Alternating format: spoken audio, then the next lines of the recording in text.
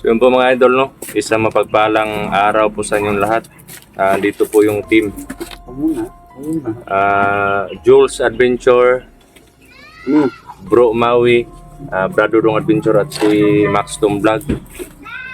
At si Jerome po is wala po dito ngayon kasi may importanteng lakad po siya, no? At yun. Explore po kami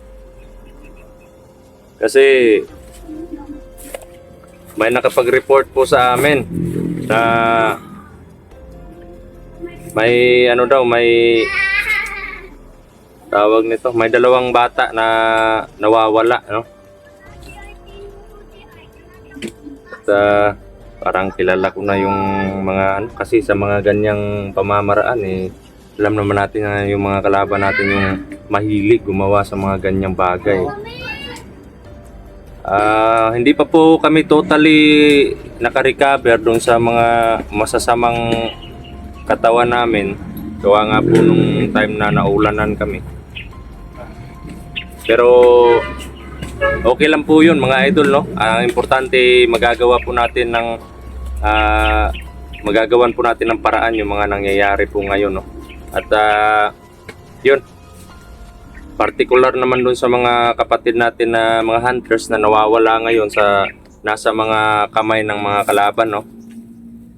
At especially sa mga kalaban natin na ngayon alam na po natin, no, na si Commander Bagnot yung nasa likod ng mga kilos or mga galaw ni Balaw. At yang si Balaw po talagang strong strong tandem kasi kilala ko yan si Balaw, sobrang lakas ng tao na yan.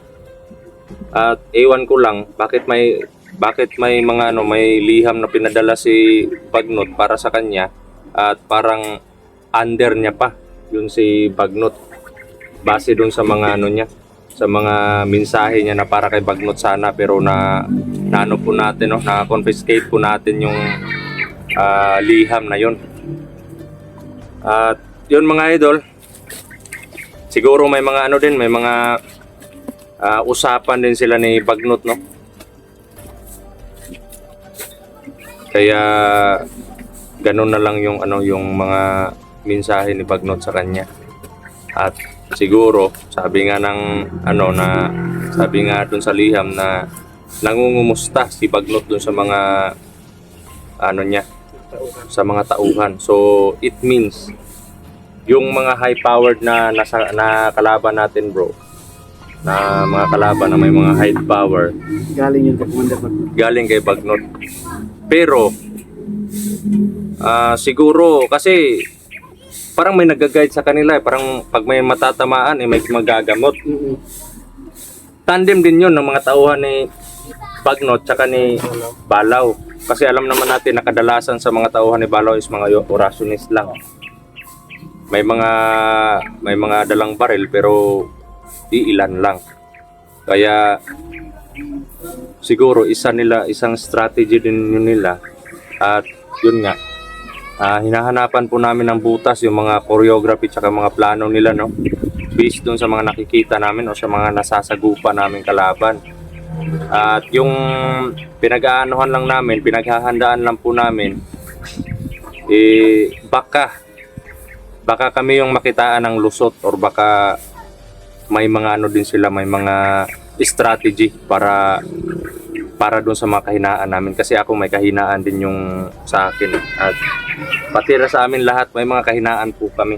Hindi lang po natin ibubunyag yun kasi alam naman natin na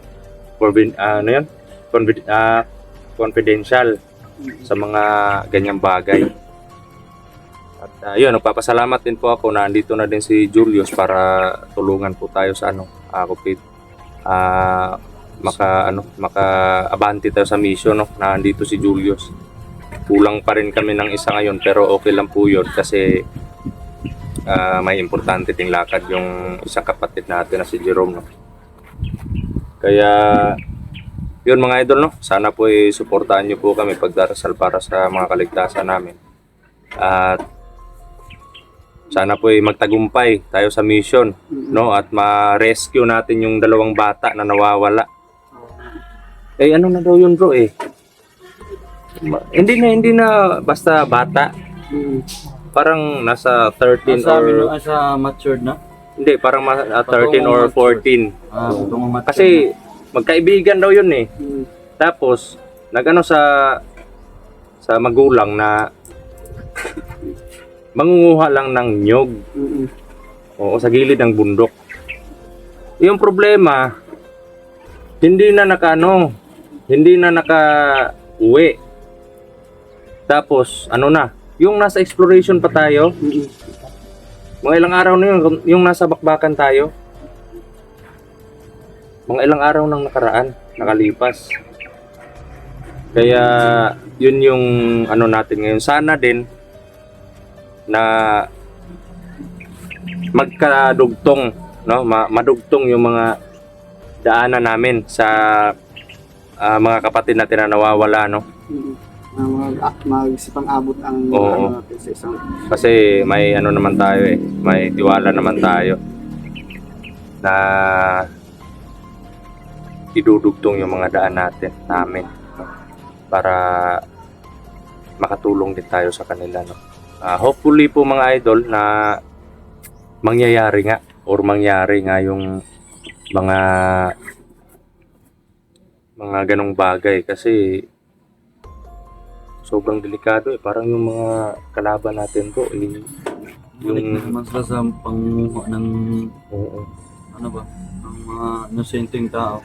At isa pa, so yung kasi pag 'di ba noon pag ilagay natin or i-base natin dun sa mga yung tinatawag na ritual, 'di ba 8 or yun, yung mga black magic, 8 or 7 years old yung kukunin. oo, yung kukunin. Pero based dun sa mga report na pumunta sa atin dito yung yung ama, yung 2 ama po yung pumunta dito kaninang umaga mga idol, na yun nga nangihingi ng tulong kasi Hawaan nga ako dun sa dalawang ama na hingi ng tulong na sana mailigtas yung 2 anak nila. Oo. At isa pa, humingi na din po sila ng tulong sa mga militar at gumagalaw din po yung mga militar ngayon. Kasi alam naman po natin na hindi basta-basta yung mga kalaban. Hindi lang barrel or strategy yung andun sa kanila, yung mga gamit nila, kundi pati na rin yung mga ritual, yung anting-anting, tsaka mga orasyon. Yan po yung katangian ng mga kalaban natin ngayon. So, kailangan po habang kumikilos sila doon, yung mga bayani natin, dapat din na may magawa din kami. Kumbaga, para may din ba? May counterpart din tayo sa mga ginagawa ng mga kalaban. Kasi delikado baka may iba pang At based naman doon sa mga edad, hindi na pang ritual yun. Hindi na pang black magic yun. Kumbaga parang recruit or Yan yung sinasabi ko sa iyo bro, na kumukuha sila ng mga ganyang edad sa mga tapos sasanayin nila na tapos i-hypnotize nila para gawing tauhan, para lumaban sa atin. Sinasanay nila ng mga orasyon, ng pakikipaglaban sa atin. Kaya natin na hindi pa huli ang lahat. ang pagsisikapan natin. Na makuha natin yung 2 bata. Kasi sobrang awa po gusto nga sumama nung 2 ama. Sabi ko wag nyong ilagay sa peligro yung buhay ninyo, kasi importante na yung mga anak nyo pag nakuha na. Baka magka-problema pa tayo kasi may pinoprotektahan tayo At isa pa, baka umuwi yung makuha natin pagdating ng na kumbaga maging successful yung mission natin at may mangyari sa mga ama. Paano na lang yung Dalawang bata. mga bata. Sobrang awa. Nakauwi nga sila pero may Napahamak may yung napahamak. Mas mabuti na nila hindi. Yun yung ano natin. So in-explain ko po sa kanilang kaninang umaga mga idol na yung tanging hiling lang namin ipagdasal nyo na lang kami para sa successful operation po natin. para sa bawat kaligtasan ng isa natin sa grupo natin.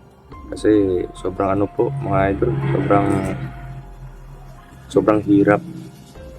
Kahit ako ini-imagine ko lang, sobrang hirap ng malagay sa ganong sitwasyon yung anak mo.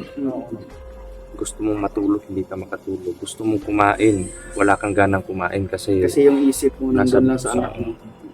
at gusto mo makatrabaho para sa pamilya mo pero hindi ka makakapag-focus. Kumbaga, Kasi yung isip mo parang lutang. malaki yung impact dun sa sa padre di pamilya. Oo. Lalong-lalo na sa ina na malambot lang yung puso ng mga babae. Kasi biruin mo ilang yan sa tiyan mo. Pinalagaan mo, pinalaki mo yung bata tapos Ganyan lang kahahantungan. Kaya may mga ano ka pa. sisikapan natin na makuha talaga natin yung dalawang bata na yun. May mga ano ka pa, may mga para sa kanila na pagdating ng panahon gusto mong maging yung sa mga bata at mga pangarap. Na sila yung mga pangandoy ba? Mga pangandoy. Sa tingnan pa naman na may masama pa pagkaya. Pero wag lang tayo magkumpiyansa, baka yung mga natin, mga sagupa natin is andun yung mga bata na hinahanap natin. Oo nga eh. Kailangan maging alerto talaga palagi. Kaya malayo pa lang pakikiramdaman natin yung presensya ng bawat kalaban na nasasagupa natin kasi alam naman natin yung presensya ng tao na nasa ilalim ng hypnotize. Nakatunganga lang yan eh. Oo nga. Tapos medyo hindi masyadong maitim yung presensya niya. Tapos yung mga maiitim talaga yun po yung mga idol no. Yun po yung kagustuhan talaga nila or halang na sila sa mga ganyang gawain. So sana po gabayan po tayo. Laban lang po tayo mga idol.